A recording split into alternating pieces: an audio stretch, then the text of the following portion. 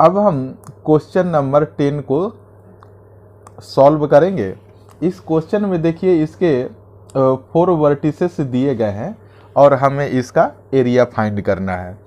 तो हम सबसे पहले क्या करेंगे कि इनके वर्टिसेस का नेमिंग कर रहे हैं। जैसा कि देखिए आप यहाँ पर 3 0 दे रखा है, तो हमने एक सीक्वेंस में देखिए सबसे पहले हमने ले लिया ए पॉइंट जिसका ए और इसका वर्टिसेस है 3 0। फिर आप यहाँ पर देखिए हमने बी ले लिया और इसका वर्टिसेस 4 5 है। यहाँ पर देखिए इस पॉइंट को हमने सी मान लिया और ये -1 और 4 है, और देखिए इसको हमने डी मान लिया यानी कि -2 और -1। तो देखिए ये क्रमशः ए बी सी डी इस रोहम्बस के वर्टिसेस हैं। तो इसको सबसे पहले एक रोहम्बस यहाँ बनाया गया है। देखिए अब हम एक क्वेश्चन में कह रहा है कि एक ऑर्डर में आपको ए बी सी डी को लिखना है। तो सबसे पहले हमने लिख दिया ये ए, फिर हमने इसे मान लिया बी, इसे मान लिया सी और यहाँ पर इसको मान लिया डी। अब इसके हम कोऑर्डिनेट को हम लिखेंगे। देखिए यहाँ पर हमने पूरे डिटेल से लिख रखा है ए बी सी डी और उसके कोऑर्डिनेट को। तो ए है 3, 0, यहाँ पर देखिए बी क्या है 4 और 5, सी -1 एंड 4, और जो डी पॉइंट है यानी कि डी वर्टिसेस वो है -2 और -1। अब क्वेश्चन में कह रहा है कि आपको इस रोहम्बस का एरिया फाइंड करना है। एरिया का फॉर्मूला क्या होता है 1/2 और प्रोडक्ट ऑफ इट्स डायगोनल्स। यानी कि इस क्वेश्चन में आपको करना क्या है कि इस रोहम्बस का देखिए एक डायगोनल है AC और एक डायगोनल है BD। तो हमें AC और BD ही फाइंड करना है। तो चलिए हम शुरू करते हैं। सबसे पहले हम AC डायगोनल का वैल्यू कैलकुलेट करेंगे। तो AC यानी कि एक्चुअल में हमें A पॉइंट से C पॉइंट तक के बीच का डिस्टेंस निकालना है। यानी कि आपको डिस्टेंस फार्मूला का यूज करते हुए आपको वैल्यू को फाइंड करना है। तो ये देखिए √(x2 - x1) का whole square plus y2 - y1 का होल स्क्वायर। इसको आप एज्यूम कर लीजिए x1, y1 और इसको x2, y2। अब इसमें वैल्यू आप इस फॉर्मूले में आप वैल्यू पुट कर दीजिए। x2 कितना है -1, तो आप लिख दीजिए -1 -x1 यहाँ -3 और इसका होल स्क्वायर कर दीजिए, फिर प्लस लिख दीजिए आप। फिर करें y2 - y1, y2 है 4 और y1 कितना है 0, यानी कि 4 - 0 का होल स्क्वायर, और इन सब के ऊपर आप एक रूट लगा दीजिए। फिर ये देखिए आप -1 और -3 -4 हो गया। -4 आप यहाँ पर लिख दीजिए -4 का स्क्वायर, और यहाँ पर देखिए -0 कुछ भी नहीं होता है, केवल 4 लिख दीजिए और उसका स्क्वायर कर दीजिए। तो यहाँ पर देखिए -4 का स्क्वायर करेंगे तो ये कितना हो जाएगा माइनस प्लस, और 4 4 जा 16, और यहाँ पर भी हो गया 16 4 का स्क्वायर। तो ये हो गया 16। आप देखिए 16 में 16 जब जोड़ेंगे आप तो ये हो जाएगा √32। अब हमें 32 का √32 का हमें वैल्यू फाइंड करना है।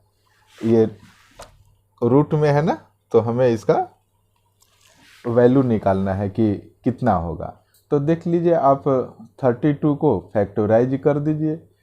2 का टेबल 16 बार पढ़िए, 2 का टेबल 8 बार पढ़िए, 2 4 जा 8, 2 2 जा 4। तो यहाँ पर देख लीजिए आप पे इसका फैक्टर हो गया 2 2 2 2 और ये 2। आप पेयर लगाते जाइए, आप पहले लिख दीजिए 2 2 2 1 2 3 4 5 यानी कि 5 टाइम्स है। अब आप क्या कीजिए, पेयर लगाते जाइए और रूट से बाहर निकालते जाइए। हमने यहाँ एक और 2 लिख दिया, और यहाँ पर देखिए इसका पेयर नहीं बन पा रहा है तो ये रूट के अंदर ही होगा, यानी कि 2 2 जा 4 रूट 2। हमने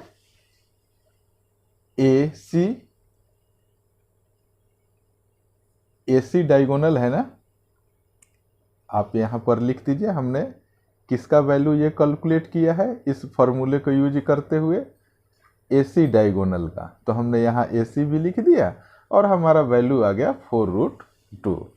अब हम क्या करेंगे, ठीक इसी तरीके से अब हम इस BD का वैल्यू कैलकुलेट करेंगे और हम यही डिस्टेंस फॉर्मूला यूज करेंगे।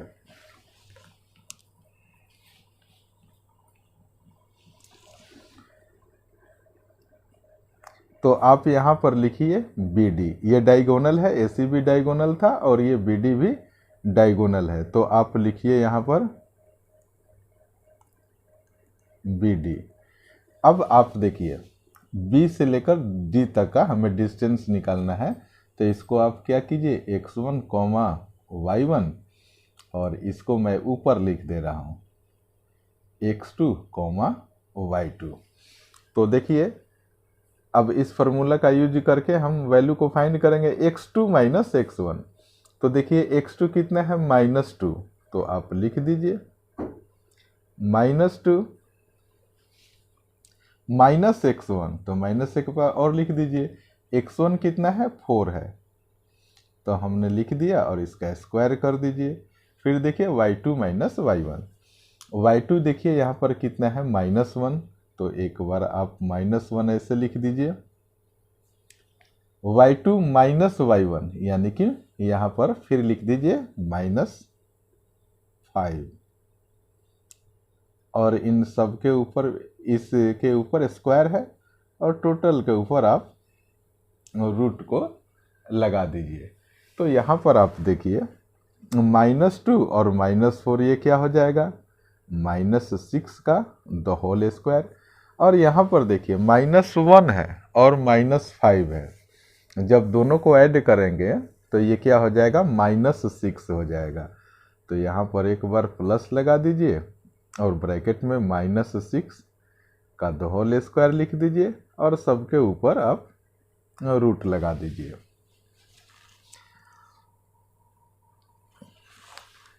-6 का स्क्वायर करेंगे आप तो 36 आ जाएगा, और यहाँ पर प्लस साइन दे दीजिए। -6 का स्क्वायर करेंगे तो ये 36 हो जाएगा, इसके ऊपर रूट लगा दीजिए।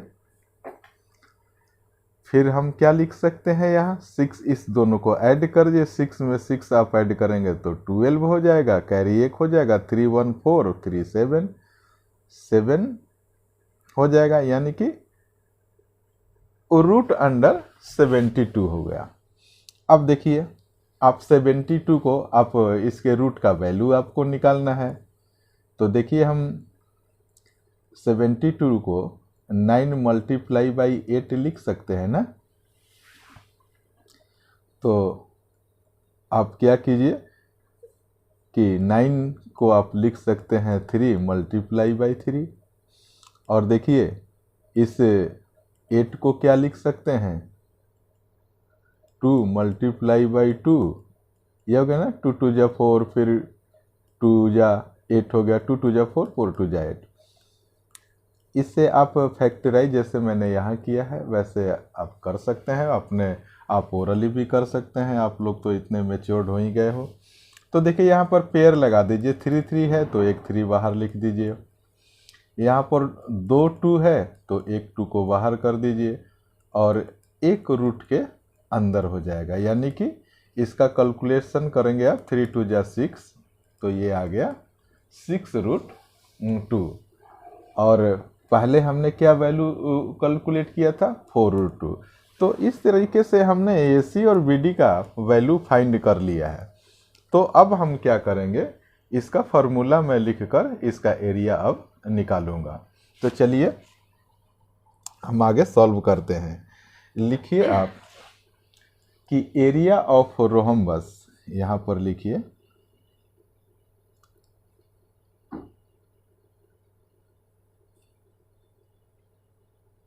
रोहम्बस इज इक्वल टू 1/2, उसके बाद प्रोडक्ट ऑफ इट्स डायगोनल। तो यहाँ लिख दीजिए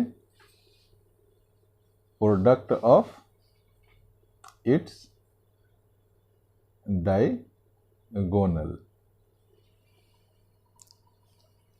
दिख रहा है ना आप लोगों को? चलिए तो हम क्या लिखेंगे, 1/2 हमने लिख दिया, और प्रोडक्ट ऑफ इट्स डायगोनल एक क्या था, AC एंड BD। तो आप यहाँ पर लिख दीजिए AC मल्टीप्लाइड बाई BD। फिर आप लिख दीजिए 1/2। AC का वैल्यू आप देखिए यहाँ पर हमने लाया है 4√2, तो हमने यहाँ पर लिख दिया 4√2 मल्टीप्लाइड बाई, आपको क्या लिखना है, value of BD diagonal BD, ये हमारा आया है 6√3। तो हम 6√2, तो हम यहाँ पर क्या लिख देंगे, 6√2। अब आप देखिए, आप जानते हैं कि √2 में जब हम √2 से मल्टीप्लाई करते हैं तो वैल्यू इसका 2 आता है।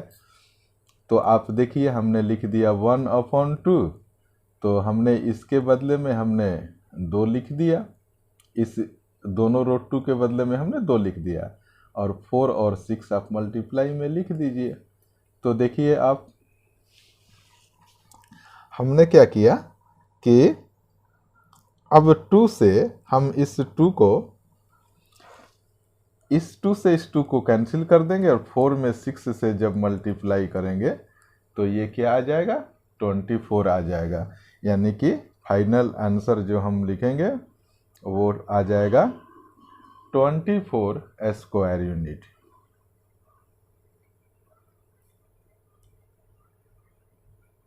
मैं उम्मीद करता हूं कि ये वीडियो आपको बहुत ही अच्छा लगा होगा। अगर अच्छा लगा तो आप कृपया मेरे चैनल को सब्सक्राइब कीजिए और इसे दोस्तों में शेयर भी कीजिए। Thank you so much for watching this video.